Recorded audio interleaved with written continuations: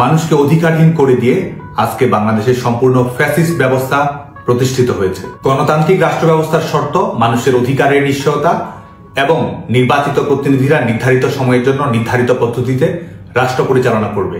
এটি rules of the game. আজকে যারা বাংলাদেশের ক্ষমতায় আছে, কে তাদেরকে নির্বাচিত করেছে, কে তাদেরকে ম্যান্ডেট দিয়েছে, সংবিধানের কোন নিয়ম অনুসারে তারা ক্ষমতায় আসীন আছে? প্রজাতন্ত্রের মালিক জনগণ। বঙ্গবন্ধু 7ই মার্চের ভাষণে বলেছিলেন, জনগণের নির্বাচিত প্রতিনিধিদের কাছে ক্ষমতা হস্তান্তর করতে হবে। দলের নিজস্ব লেন্স থাকে, কিন্তু এবারের লড়াইটা শুধুমাত্র দলীয় নয়। এবারের লড়াই জনগণের ক্ষমতা জনগণের কাছে ফিরিয়ে দেওয়ার লড়াই। এবারের লড়াই বাংলাদেশ নামক বাড়িটার চাবি তার মালিক জনগণের কাছে বুঝে দেওয়ার লড়াই। আরেকটি দিক হচ্ছে এই যে অবৈধ অগণতান্ত্রিক অসাংবিধানিক ক্ষমতা, এর মাত্রাটি কি রকম? গণতন্ত্রের পায়ের নিচ থেকে সব মাটি সরিয়ে দেশব্যাপী ভয়ের একটি ইকোসিস্টেম চালু করা হয়েছে। আজ বাংলাদেশে কেবলমাত্র দুটো অধিকার রয়েছে আপনার। একটি হলো সরকারকে সমর্থন করার অধিকার, আরেকটি হলো আওয়ামী লীগকে সমালোচনা করার অধিকার। এর বাইরে অন্য কোনো অধিকার প্রয়োগ করলে নতুন বন্দোবস্ত অনুযায়ী তা হলো পাপ, এবং সেই পাপের বেতন হলো মৃত্যু কিংবা কারাগার। সব সরকারের আমলেই বিটিভি নিয়ে কম বেশি সমালোচনা হতো। আজকে প্রশ্ন করতে হয় বাংলাদেশে কতটি বিটিভি আছে? কয়েক শত সাংবাদিকের বিরুদ্ধে মামলা দেওয়া হয়েছে, অনেকে রয়েছে কারাগারে, অসংখ্য সংবাদকর্মীকে ছাঁটাই করা হয়েছে। গণমাধ্যমের সম্পাদক এবং প্রধান নির্বাহী পদ থেকে এত জোরপূর্বক পরিবর্তন সংবাদ মাধ্যমের বৈশ্বিক ইতিহাসেই সম্ভবত হয়নি। মোরাল পুলিশিং করাচ্ছে মব পুলিশিং বা আউটসোর্সিং করে, আর গোটা সরকার যন্ত্রই পরিণত হয়েছে থট পুলিশে। কার ক্ষেত্রে কি শব্দ ব্যবহার করা যাবে, কোন অনুভূতিতে কি জ্যোতিচিহ্ন দিতে হবে, এটি সরকারি গাইডলাইনের বাইরে করলে আপনার লাইফলাইন ক্রিটিক্যাল জোনে চলে যেতে পারে। একটা মজার জোকসে পরিণত হয়েছে, জুলাই আন্দোলনে আপনি কোথায় ছিলেন? যেন আমি কি প্রতিবাদ করব, কবে প্রতিবাদ করব, কোথায় প্রতিবাদ করব, এটি তারা নির্ধারণ করে দিবে। কারো জঙ্গিবাদী আন্দোলনে সম্পৃক্ত না হলে যেন আপনার বেঁচে থাকারই অধিকার নেই। আবার কেউ কেউ বলে 15 বছর কোথায় ছিলেন? এদের ট্র্যাক রেকর্ড দেখবেন, 15 বছর ধরে নিয়ে কথা বলেছে, সমালোচনা করেছে, সুবিধা হলে প্রশংসাও করেছে, কখনো যৌক্তিক আলোচনা করেছে, আবার কখনো বা 26 লাখ ভারতীয়র চাকরির মতো মিথ্যা প্রামাণ্য দাবি অজস্র করেছে। কিন্তু তাদের কথা বলার স্বাধীনতা কিছু ত্রুটি বিচ্যুতি সত্ত্বেও কখনোই কেড়ে নেওয়া হয়নি। আজকে যেমন বিভিন্ন মন্ত্রণালয় থেকে ইচ্ছে মতো লাইসেন্স বানিয়ে নিচ্ছে সরকার ঘনিষ্ঠরা, আমার মনে হয় ঠিক তেমনি প্রতিবাদ লাইসেন্সও চালু করতে পারে অবৈধ এই সরকার, যাতে করে লাইসেন্সের বাইরে কেউ কথাও না বলতে পারে। জঙ্গি, শীর্ষ সন্ত্রাসী ও দণ্ডপ্রাপ্তদের মুক্ত করে দেয়াই সম্ভবত এদের কাছে মুক্তির মানে। বিচারপতিদের রায় লেখার প্রয়োজন নেই, সেটি সরকারই লিখে দিচ্ছে। বিচার বিভাগ পরিণত হয়েছে সরকারের এক্সটেনশনে। বাস্তবতাটা এমন, এক অর্থে বিএনপি, জামায়াত, কিংস পার্টি এবং এদের কিছু সুবিধাভোগী গোষ্ঠী ব্যতীত বাংলাদেশের সকল নাগরিকই কোনো না কোনো মামলার আসামি, জ্ঞাত কিংবা অজ্ঞাত। কাকে কখন ধরা হবে, কাকে কোন মামলায় গ্রেপ্তার করা হবে, এটা নির্ভর করে সরকারের ইচ্ছা এবং নাগরিকের অধিকার প্রয়োগের উপর। বাংলাদেশ এমন এক দেশে পরিণত হয়েছে যেখানে সরকারই বলে দেয় জামিন দেয়া যাবে না, মিছিল করলে ধরা হবে, প্রকাশ্যে ঘোষণা দিয়ে বাড়িঘর পুড়িয়ে ফেলা হবে। এমনকি বাংলাদেশের জন্মভিটেও সংখ্যালঘুদের উপর নির্যাতন চালিয়ে বলা হবে, দোস্ত আপনাদেরই, এই দলটায় ভোট দেন কেন? প্রকাশ্য দিবালোকে নারীদেরকে পিটিয়ে দোষ দেওয়া হবে তার পোশাক এবং সময়ে, যেন সময় বিষয়টিও একটি পুরুষ লিঙ্গ। হত্যা করবে, ইন্ডেমনিটি দেবে, রায় দেবে নিজেরা, আবার তারাই এক একজন কথা বলবে যেন তারা ন্যায় বিচারের সিইও। নির্যাতনের শিকার হয়ে অনুশোচনা নাকি করতে হবে নির্যাতিতদেরই, দুঃখিত বলতে হবে ঘাতকের কাছে। যারা সত্যিকারের ফ্যাসিস্ট তারাই আজকে ক্ষমতায় আছে, যাদের হাতে রক্তের দাগ লেগে আছে তারাই ক্ষমতার সিংহাসনে ছড়ি ঘোরাচ্ছে। কার্যক্রম নিষিদ্ধ করে দেয়া হলো, একথা ফ্যাসিস্ট ইউনূসই প্রথম বলেননি, বলেছে আরেক স্বৈরশাসক ইয়াহিয়াও। ইতিহাসই নির্ধারণ করেছিল ইয়াহিয়া আস্থা করে নিক্ষিপ্ত হবে এবং আওয়ামী লীগ স্বাধীনতা, গণতন্ত্র ও মুক্তির প্রতীকে পরিণত হবে।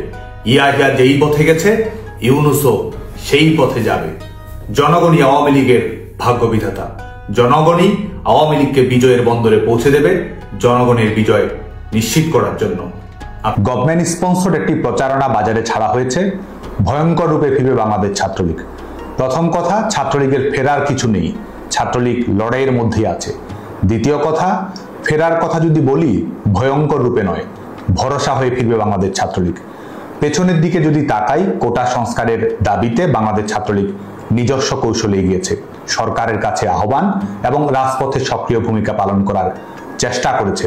শুধুমাত্র মিছিল, মিটিং কিংবা সমাবেশ নয়, বাংলাদেশ ছাত্রলীগ বরং কয়েক ধাপ এগিয়ে কোটা সংস্কারের দাবিতে পলিসি অ্যাডভোকেসি করেছে, শিক্ষার্থীদের মতামত সংগ্রহ করার জন্য ডোর টু ডোর ক্যাম্পেইন পরিচালনা করেছে। 11 জুলাই হাইকোর্টের রায়ের মাধ্যমে শিক্ষার্থীদের প্রাথমিক বিজয় সুনিশ্চিত হয় এবং 2018 সালে সরকার ঘোষিত প্রজ্ঞাপন পুনরায় প্রতিষ্ঠিত হয়। বাস্তবতা হলো 11 জুলাই থেকেই বাংলাদেশে কোনো কোটা কার্যকর ছিল না। কুচক্রীরা যদি তাদের প্রতারণা এবং হত্যা সন্ত্রাসে সফল না হতো, তাহলে হয়তো একটি অনাকাঙ্ক্ষিত ঘটনা না ঘটেই বাংলাদেশে এই আন্দোলনের একটি ইতিবাচক পরিণতি সম্ভব হতে পারে। আমাদের সমস্যা সমাধানের স্পিডের তুলনায় তাদের ষড়যন্ত্রের গতিবেগ ছিল অনেক বেশি, যার কারণে ছাত্রলীগ সাধারণ শিক্ষার্থীদের দাবি, সংগঠন, সরকার, বিচার বিভাগ এবং শিক্ষা প্রতিষ্ঠানের স্থিতিশীলতার মধ্যে ভারসাম্য বজায় রেখে চূড়ান্ত সমাধান বের করে আনার যে কৌশল গ্রহণ করেছিল, 15 জুলাই উস্কানিমূলক হামলার সূচনা করে পরিস্থিতি তৈরি করে তার দায়ভার ছাত্রলীগের উপর চাপিয়ে দিয়ে নিজস্ব এজেন্ডা বাস্তবায়নে এগিয়ে গিয়েছিল ষড়যন্ত্রকারীরা।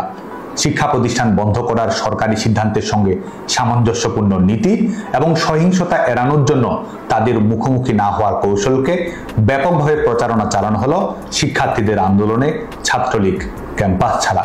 মধ্যযুগীয় কায়দায় বাংলাদেশ ছাত্রলীগের নারী কর্মীদের উপর বর্বরোচিত নির্যাতন চালানো হলো, অথচ প্রচারণা চালানো হলো আক্রমণকারী হিসেবে আক্রান্ত ছাত্রলীগকেই। আজকে অনেকেই অনেক কিছু বলছে, অনেক কিছু করছে। শুধু এটুকু মনে করিয়ে দিতে চাই, যারা আজকে ছাত্রলীগ নিষিদ্ধ বলে বলে মুখে ফেনা তুলছে, তারাই এক সময় ছাত্রলীগের নেতাকর্মীদের সাথে সেলফি তোলার জন্য লাইনে দাঁড়িয়ে থাকতো। উড়ে এসে জুড়ে বসে যারা আজকে ক্ষমতার দাপট দেখাচ্ছে, ছাত্রলীগের কর্মী সমর্থকদের ক্লাস পরীক্ষায় অংশগ্রহণ করতে দিচ্ছে না, তারাই বিগত সময়ে নির্বিঘ্নে একাডেমিক জীবন সমাপ্ত করেছে, ক্যাম্পাসে অ্যাক্টিভিজম করেছে। নিজের স্বীকারোক্তিতেই যারা আগে 4000 টাকায় মাস চলতো, তারাই আজকে 4 কোটি টাকার গাড়ি হাঁকাচ্ছে। আমি দৃঢ়তার সাথে বলতে চাই, ছাত্রলীগই ইতিহাসের প্রাণ ভোমরা। ন্যায়ের শক্তিতেই আমরা শক্তিশালী। দখলদার ফ্যাসিস্ট অপশক্তি আমাদের তথাকথিত নিষিদ্ধ করতে পারে, কিন্তু স্কুল কলেজের ছোট ছোট ছেলেমেয়েরা সবাই একসাথে যে গায়ে জাতীয় সঙ্গীত, তা আমাদেরই রক্তের ফসল। জুলুম করে আমাদের শিক্ষার অধিকার থেকে বঞ্চিত করতে পারে, হাজার হাজার নেতাকর্মীকে কারাগারে প্রেরণ করতে পারে, জীবন কেড়ে নিতে পারে, কিন্তু বাংলাদেশের প্রতিটি ক্যাম্পাসের প্রতিবাদী তরুণের কপালে বাঁধা লাল সবুজের পতাকার ডিজাইনার বাংলাদেশ ছাত্রলীগ। মুক্তিযুদ্ধের মধ্য দিয়ে অর্জিত হওয়া বাংলার তারুণ্যের নায়ক ছাত্রলীগ। মায়ের ভাষায় কথা বলার অধিকারের জন্য শহীদ হওয়া সন্তানের নাম বাংলাদেশ ছাত্রলীগ। যুগে যুগে স্বৈর শাসকের বিরুদ্ধে প্রতিবাদ করে গণতন্ত্রের দাবিতে জনতার ক্ষমতা জনতার কাছে ফিরিয়ে দেওয়ার লড়াইয়ের নাম বাংলাদেশ ছাত্রলীগ। দখলদার স্বৈর শাসক আমাদের নিষিদ্ধ করেছে, আমরা বাংলাদেশে গণতন্ত্র ফিরিয়ে দেব। আমাদের সার্টিফিকেট বাতিল করেছে, অবৈধ সরকারের কাছে আমরা সার্টিফিকেট ফেরত চাই না। গণতন্ত্রের জন্য রাজপথের লড়াইয়ে জনতার সার্টিফিকেটই আমাদের কাছে অধিকতর মূল্যবান। আমাদের উপর দমন পীড়ন জুলুম চালিয়েছে, আমরা ন্যায় বিচার নিশ্চিত করব। শিক্ষার্থীরা আমাদের বন্ধু, পক্ষ, প্রতিপক্ষ নয়। আমরা বনামের রাজনীতিতে না, বরং এবংয়ের রাজনীতিতে বিশ্বাস করি। ভবিষ্যতেও সকল সাধারণ শিক্ষার্থীর মানসম্মত একাডেমিক জীবন, দক্ষ মানব সম্পদে পরিণত হওয়া এবং সবার উন্নত ক্যারিয়ার নিশ্চিত করার জন্য বাংলাদেশ ছাত্রলীগ কাজ করে যাবে। আমি নিশ্চিত করে বলতে চাই, ভয়ঙ্কর রূপে নয়, ভরসা হয়েই ফিরবে বাংলাদেশ ছাত্রলীগ। ভয়ের রাজনীতি নয়, জয়ের রাজনীতি আমাদের ভবিষ্যৎ। ক্ষমতার তোষামোদী নয়, গণতন্ত্র এবং ন্যায় বিচারের জন্যই আমাদের লড়াই। আপনারা সবাই ভালো থাকবেন, সুস্থ থাকবেন, নিরাপদে থাকবেন। জয় বাংলা, জয় বঙ্গবন্ধু।